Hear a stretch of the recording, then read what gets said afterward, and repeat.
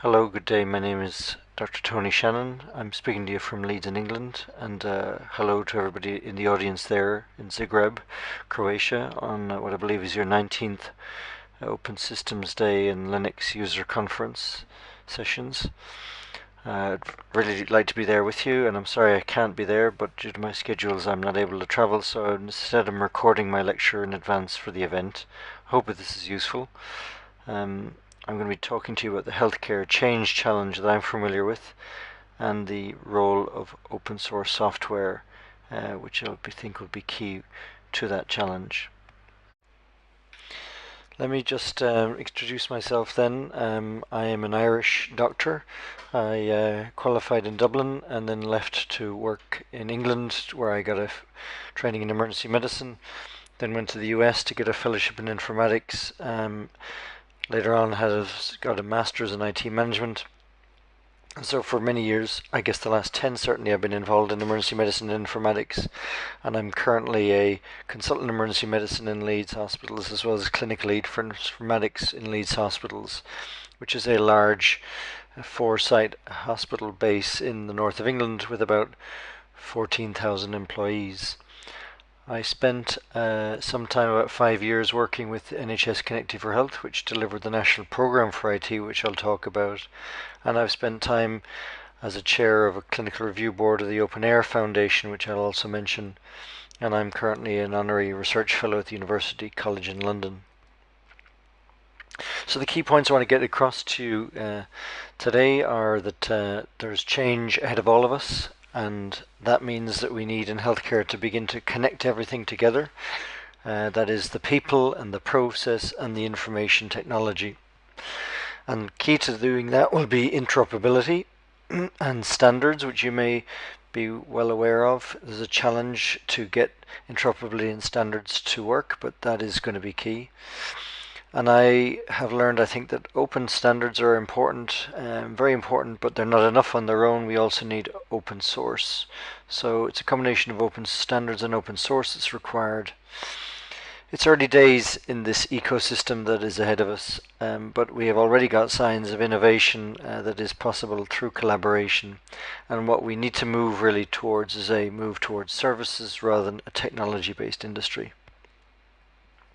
So just to take you back, I began my working life as a junior doctor at the frontline, looking at all kinds of patients and trying to manage their information, be that their history or take their vital signs or manage their medications or their EKGs.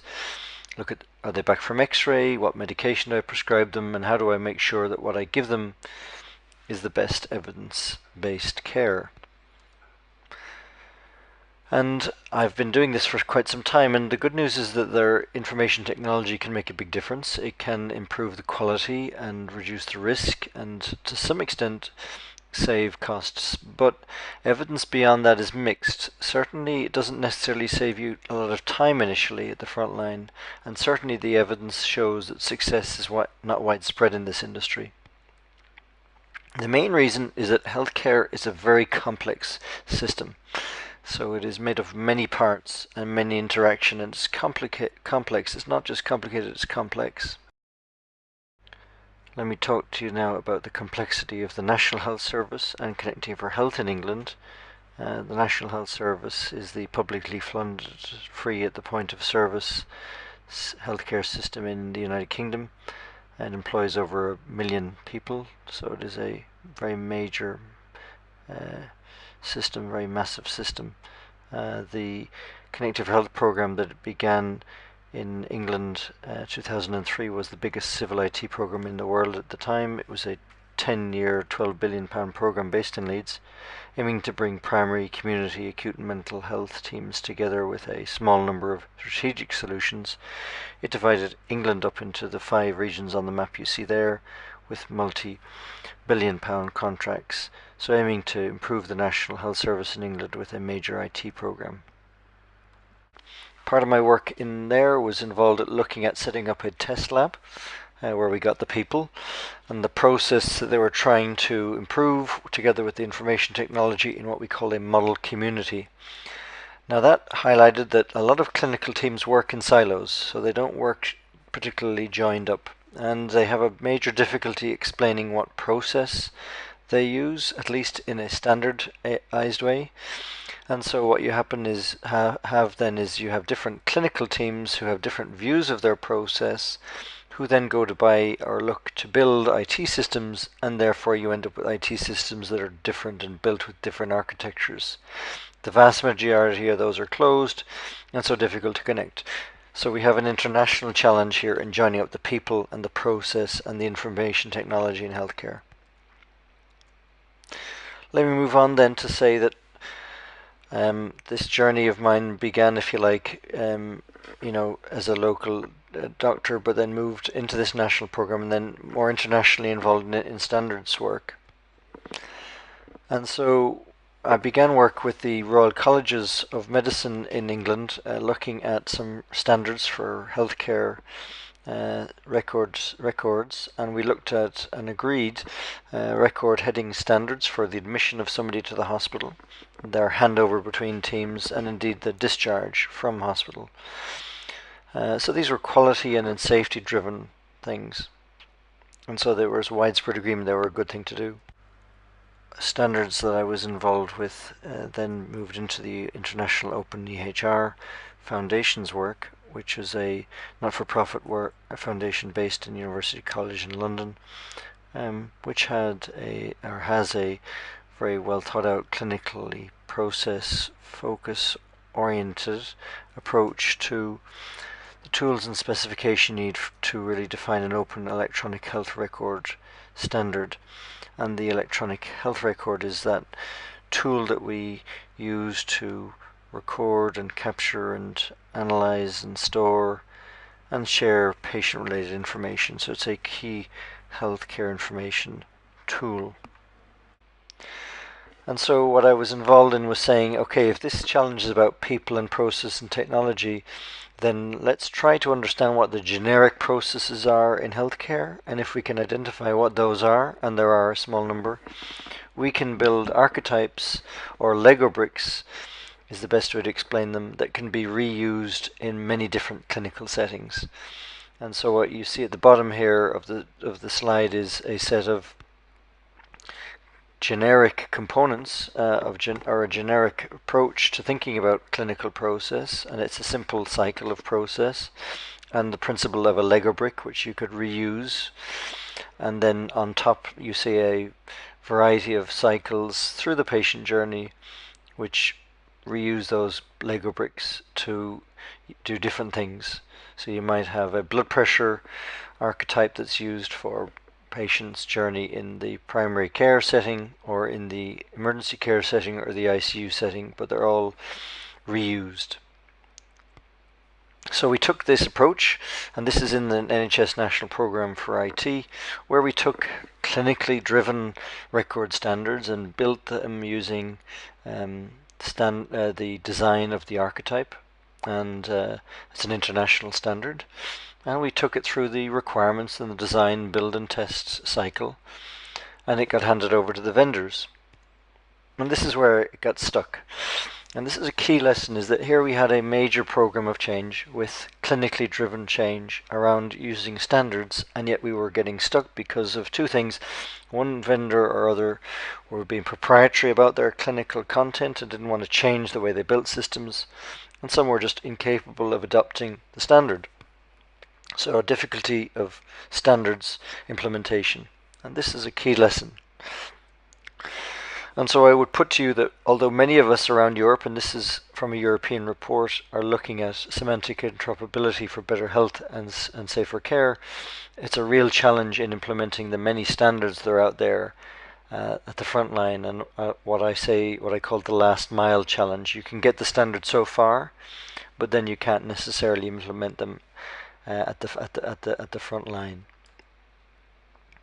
Let me move on then to say, having taken that journey from a local to an international level of work, I then came back to a more local project where I was based in Leeds. I took on a different role in the Leeds hospital, so I am an emergency physician here and have been for the last 8 or more years, and then I stepped back from my work in the National Programme for IT to come back to help back at the hospital with a clinical lead for informatics role. So the principles of the strategy that I was allowed to help shape was that it was going to be about people and process improvement and technology and information technology adding value and improving quality and reducing risk. So those are the principles. And we understood that this is complex, that it was going to be iterative and not happen overnight. And we looked at 3 options, and these are key really to look at. You have options A, B, and C. You have in many places lots of disconnected systems. So we in Leeds hospitals have over 200 disconnected systems that don't necessarily fit well with one another. And so that's it. Goes back to the problems I was talking about with people and process and technology being disconnected. So that's a real problem if you're a clinical frontline user. Now you could wait for a complete other vendor to come along and sell you another system, which would be option C, where you'd rip and replace all that for one single system from one vendor. Now that's a major high-risk approach and not one that worked for us because the vendors, as I mentioned, the National Programme for IT and the NHS weren't delivering on time.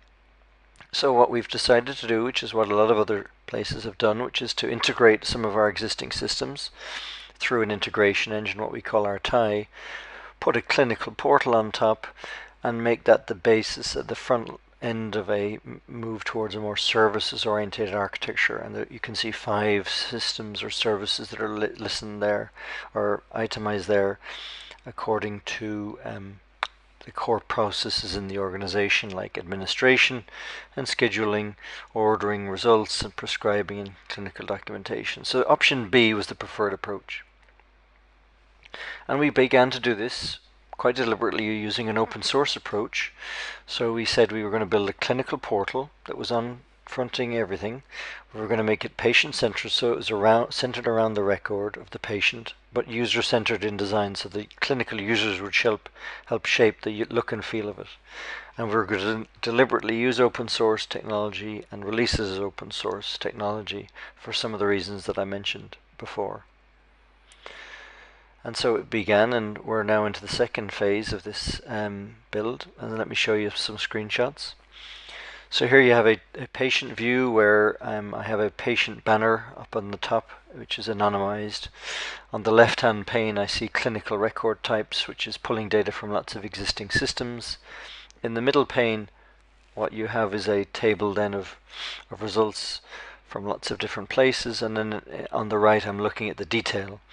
So we use this user UI framework to build our portal using web technology, and it's delivered easily then across the network. We've also built a level where we have a clinic view, so we can pull data from our system which says these are the patients for such and such a doctor's clinic, and here are the patients that belong in that clinic today. And if you click on the clinic patients, it brings you back into the patient's detail. And then at a higher level, again, you have a reporting view where you can pull all of that aggregate data together that we talked about through the integration engine into one repository. And here we're looking at anonymized but major numbers of patients that are been collated over a 5-year period in terms of survival for cancer patients. And we're just able to do that because we're able to pull that data together and run those reports. And this is all now functional in our open source portal. Here's a little screenshot of an iPad view of the same patient.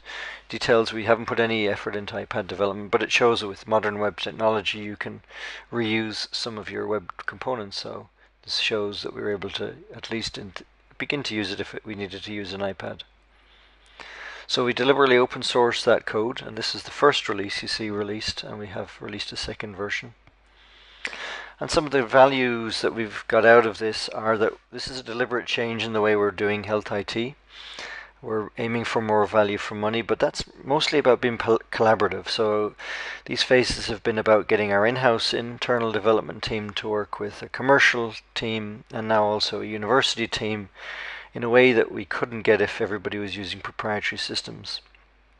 It's about saying that we're using an iterative approach and we're not investing a lot of money in this stuff. The numbers are relatively small, but compared to our budget. But what we're getting is an iterative agile approach, and we're learning as we're going to see how we then need to invest for the next phase. So that's helping with value for money, and we're not tied into contracts in some of these areas, so that helps. And what we're really trying to do is move away from being dependent on technology to saying we want more services. We want service from a supplier so that they don't tie us down to a single technology, but we're getting good service, we'll stay with them. If they're not giving us good service, we may move. And so some of the other things that we've been able to show that we can share data with systems outside of the hospital, because they use an open API, this primary care suppliers who are able to pull data from outside the hospital. And that work is going to helping us move with joining up between the hospital and primary care.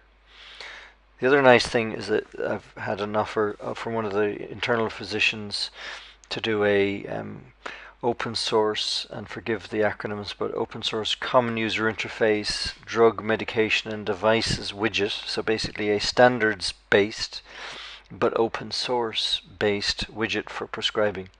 And here you can see that it's allowing me to look at a list of drug names, and allows me to be able to do very basic prescribing of a sort.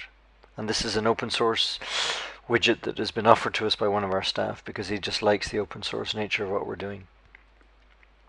The other people to make you aware of is that the US have the Veterans Administration, the Department of Defense, who are doing a joint eHealth record, and that's open source, and they're really trying to do something similar, which is integrate information, put it on a portal and bring it together in one place using a web-based technology. So what we've done is and also this is in collaboration with Osera that project is happening.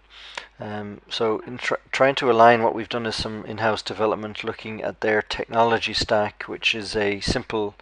These screenshots are from 10 days of agile design using open source technology, which shows again how you might use a dashboard for a clinical application. You would have a grid perhaps of many patients.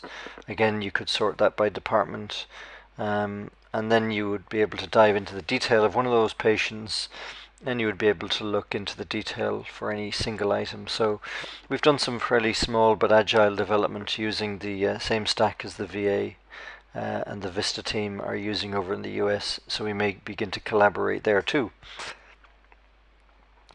One or two other people to mention to you is openEHR, which is this international approach to building clinical Lego bricks of content, and they have a clinical knowledge manager. That too is open source material. And the Open Health Tools initiative from the US is again about trying to get people together to build open source tooling for healthcare, for health IT development. And so what I think we're seeing is an evolving ecosystem. It's early days, but we have had to move here from being just dependent on a vendor or on a standard. We have had to embrace open source. But as part of that, we're becoming part of a big ecosystem, I think, that's slowly taking shape internationally. We can't prove that it's necessarily cheaper to do, but it certainly is saying we think it's helping with collaboration and innovation in a way that you could only do with open source. So the key points to reinforce are that we've got a change ahead of all of us in connecting things in healthcare. That's going to involve people and process and information technology. And you will be told that interoperability and standards are key, and indeed open standards are key, but they're not enough. Open source, I believe, is essential. It's early days in this movement, but we have already seen that we can create some innovation and greater collaboration with open source than without it. And I think what we're trying to do is move towards better services that we're getting from our partners rather than being tied into proprietary technology. And I'd like to thank you now at this point. Thank you for the invitation to speak with you. Leave you my contact email and website address. I have a blog at fractal.com where I post these related articles, which I hope you may find of interest. And again, thank you for your time. Good day.